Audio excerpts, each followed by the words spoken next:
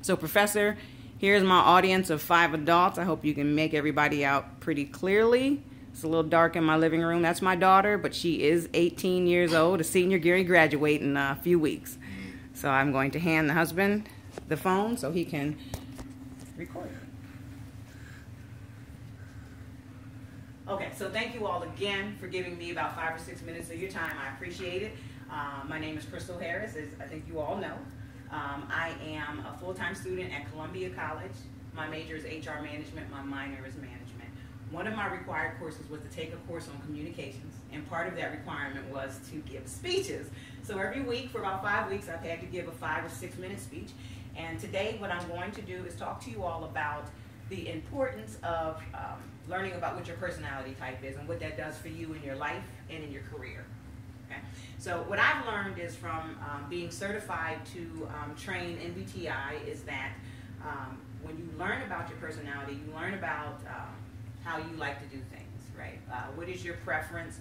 You'll learn about how you communicate with others, how effective you can be, and how ineffective you are. What are the things that trigger you as an individual? So whenever I train MBTI, whenever I train MBTI, I tell people when they take the session that I need them to come out of their comfort zone, and I need them to be themselves that they would be if they weren't all the other roles that they are in life. So for instance, when I say roles, each of us wake up every morning and we are either a mother, a father, a brother, a sister. We're a co-worker, we're a manager, we're a friend.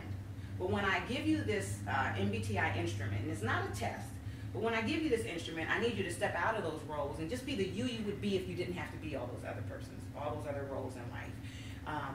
What the MBTI instrument does is it was created by a gentleman called Carl Jung. And he came up with the theory back in the early 1900s, and he wrote a book about it. And I think it's Isabel Myers and her daughter, her last name was Myers, and the other one's name was Briggs. And that's how we get the Myers-Briggs type instrument. And what they did was they took his theory that he created in the 1920s, and they added a few more personality types to it. And what they learned was that when you come out of your roles and you take this instrument, not a test, you learn what your preferences are. And what Jung said in his theory is that we're all born with innate preferences. So I might have a preference for one thing over another. It doesn't mean I can't do the other. I just have a natural inborn preference for it. So in the MBTI instrument, what you do is you learn about whether you have a preference for extroversion or introversion, whether you have a preference for sensing or intuition, whether you have a preference for thinking or feeling, and whether you have a preference for judging or perceiving. And each one of those do different things. So for instance, if I were to give you an ink pen and tell you to write your name just as you normally would, you'd write your name.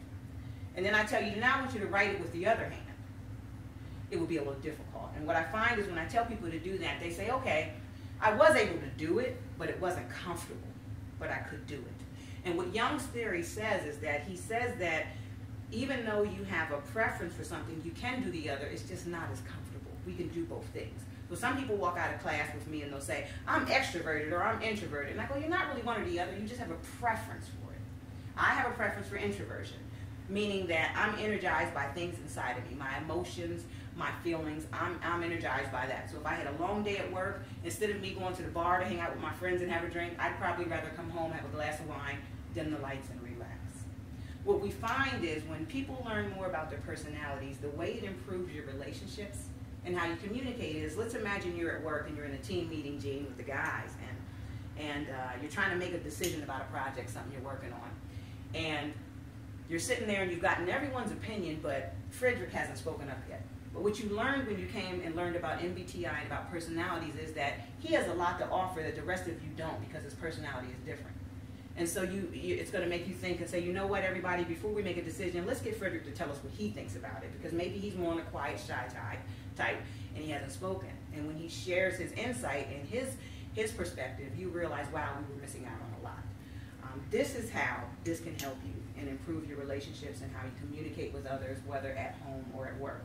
So a lot of people take this instrument and they think they know more about their spouse now, and I know how my husband or my wife thinks, and I get it. Now I understand you better. But it definitely can help improve how you communicate.